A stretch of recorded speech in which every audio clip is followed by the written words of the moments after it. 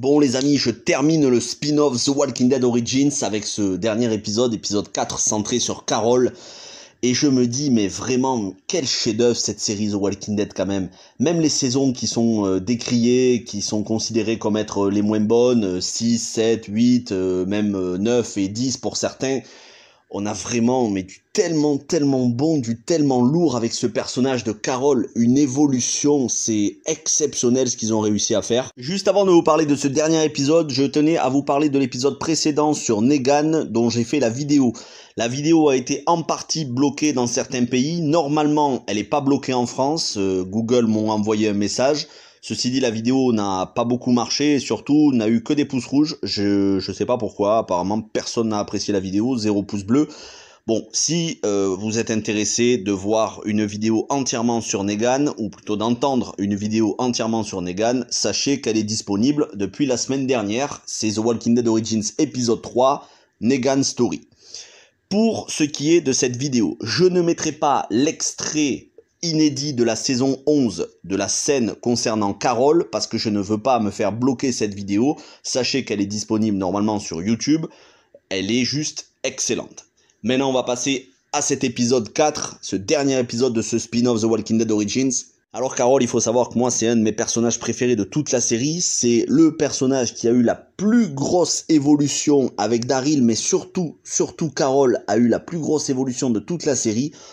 On passe quand même de la saison 1 où elle est une femme battue, faible, effacée, à jusqu'à cette saison 10 et même saison 11 quand vous verrez la scène post-générique, à une guerrière redoutable qui n'a peur de rien, qui par moments s'est laissée dominer par la colère, la vengeance, a été impitoyable, a échafaudé des plans, a fait des pactes avec Negan, quasiment un pacte avec le diable.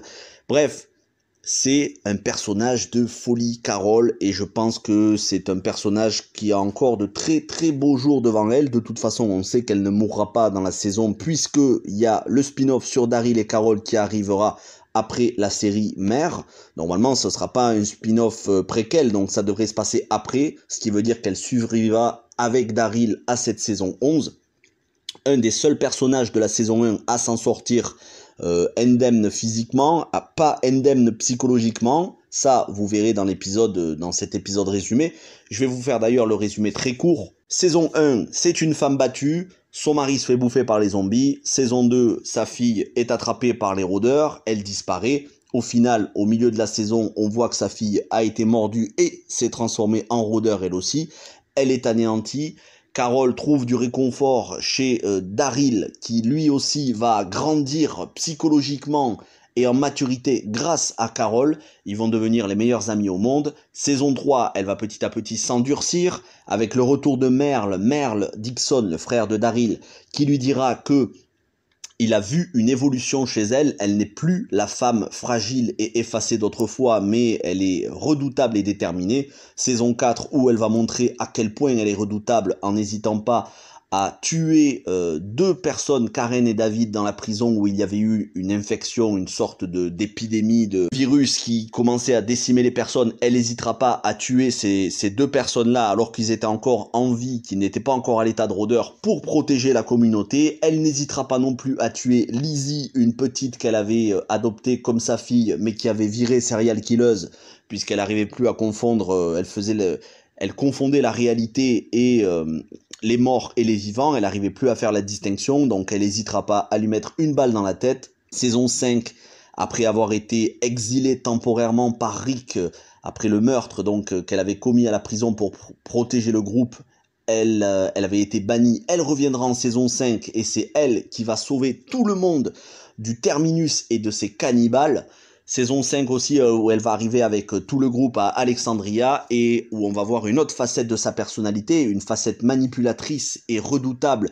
Elle se fait passer pour la femme faible qu'elle était au départ, effacée, mère de famille au foyer derrière les fourneaux. Elle se fait passer pour cette femme-là alors que dans le même temps, en secret avec Rick et Daryl, elle échafaude des plans pour pouvoir combattre les ennemis et se tenir aux aguets en étant conscient des menaces qui les entourent. Saison 6, après avoir tué énormément de personnes, et on ne parle pas de rôdeurs, on parle d'humains, après avoir commis plusieurs meurtres, certes, en légitime défense pour défendre la communauté, mais des meurtres quand même. Elle va commencer à craquer psychologiquement et elle aura besoin de faire un break, un réel retour aux sources. Et donc pour ça, elle va s'exiler dans une nouvelle communauté, le Royaume, dirigé par Ézéchiel, où durant la quasi-totalité de la saison 7, elle va être en retrait, elle va se ressourcer, mais finalement, après que Daryl lui ait caché la vérité sur le sort de Glenn et d'Abraham massacrés par Negan et par les sauveurs qui ont pris le contrôle des différentes communautés, elle va revenir en apprenant la vérité sur tout cela, elle va revenir sur le devant de la scène